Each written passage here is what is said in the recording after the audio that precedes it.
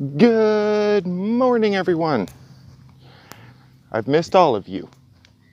And in this video, disaster has struck. Let's get into it.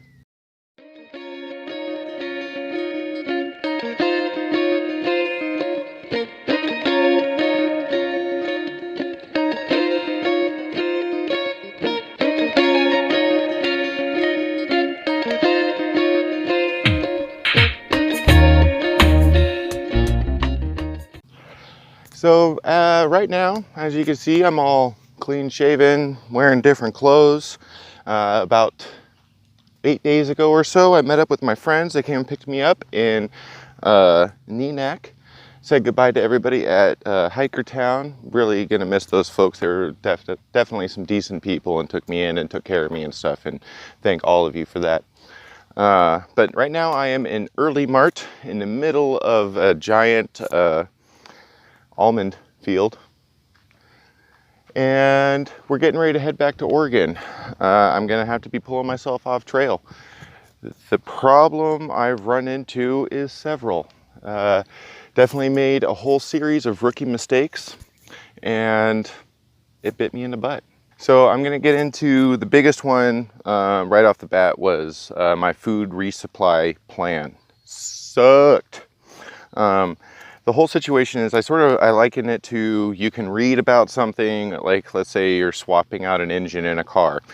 You can read about it, you can do whatever research you want and stuff, but you're still going to be running into problems as you go along.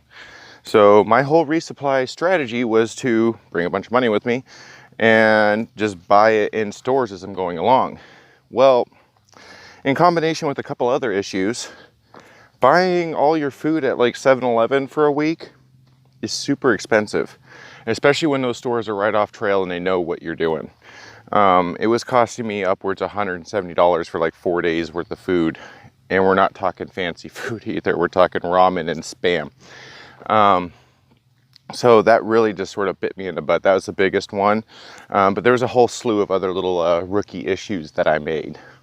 I'd say the second biggest issue that I ran into was ultimately overestimating myself, my own abilities. I was planning on being able to just start pumping out 20-mile days. But in lieu of all the other rookie issues that I made, I was not able to do that hardly. I think it was like once or twice maybe I pulled off 20 miles in a day. Definitely overestimating myself slowed me down. So I ended up spending more money as I'm moving along slower, not gaining the miles that I needed. But ultimately it was a contributing factor, but it definitely wasn't some of the bigger issues. I'd say the real second biggest issue that I ran into, besides the food resupply, piss poor planning is piss poor performance. I thought it wouldn't be a big deal. I mean, you're really not coming out of town. You're not out of towns for more than 4 or 5 days, but the services and stuff that are offered in those towns are extremely limited. And I'd say the second really big one, other than overestimating my own ability, was leaving so late. Really bit me in the butt. I was the last hiker to enter Hiker Town, so I'm pretty sure I was pretty much the last hiker on trail.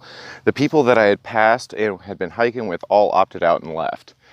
And the other thing that really bit me in the butt by leaving late was the fact that most of the Trail Angel services and a lot of the stuff that people are really used to on a big hike like this were already shutting down. Like half of the hostels were already shut down for the season by the time I got into the area. And the other part that bit me in the butt from leaving so late was the fact that as soon as I got to Hiker Town, it pretty much hit the triple digits and didn't fall back down.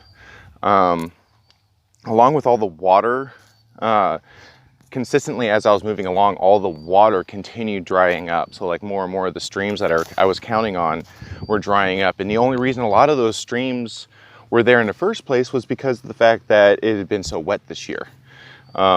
I don't think I would have made it half as far if it had been a drier year, because all that water wouldn't have been there. And definitely one of the biggest things that bit me in the butt was the fact that I brought too much gear right off the bat. I had to send 8 pounds worth of stuff back when I got to Lone Pine, and I still had too much stuff.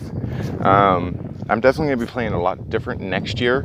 I think I'm going to start planning immediately. I've already started looking into the AT for next year. So just so you know, this is not the end. Lost one battle in a very long war is the way I like to put it.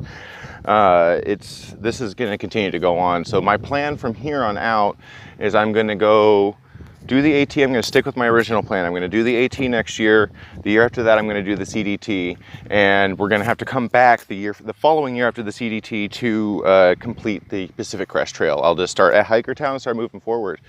But I will not be leaving so late this time. I think we're shooting for April 1st is going to be our leave date from here on out.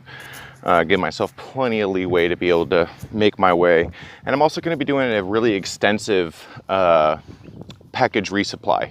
So I don't want to have to worry about food any longer while I'm on trail. I think that was one of my biggest stressors because the options of what you can get is so limited and it's so expensive. So I'm going to do a bunch of resupply packages. It'll probably be every 4 or 5 days I'll have a package sent somewhere for me, and that will be my resupply in the future. So I'm definitely going to be trying to change up my strategy, but this is definitely not the end. So again, I just really wanted to iterate that this is not the end. I've already started planning for the AT next year. I've already got my job back in Salem. I have a couple other side projects that I'm going to be jumping into, but my main focus is going to be Triple Crown, baby.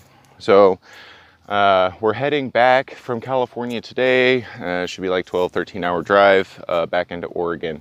So part of me is really sad because obviously I wanted to be able to complete the trail. I spent most of this time trying to figure out how I could make it happen and scramble to make it happen after I realized that things were not going my way. But you know, sometimes you gotta take a knee, and I learned so much already just from actually being out there and doing this. So onward and upward, a lot of lessons learned, and just from the knowledge that I've learned already, I'm going to be changing my approach. I also plan to up my video quality, so I'll be buying a DSLR. I've been doing a lot of studying on that, and it should, I think, really up the whole experience for everybody. And I'm really looking forward to continuing this adventure. And also, I also wanted to add in the fact that I am going to continue to produce content in between trails. So a lot of my planning I'm going to be going over with everybody, how I'm going to be changing things, different aspects. I also want to do some gear reviews on the gear that I did have with me. A lot of that stuff was awesome, and I want you guys to be able to check it out. Even if just for day hikes and weekend hikes, this stuff's going to be awesome for you. And I'm also going to be doing overnights and weekend camp trips, backpack trips, and continue to shake down my gear. I really want to be able to do a few winter hikes this year too.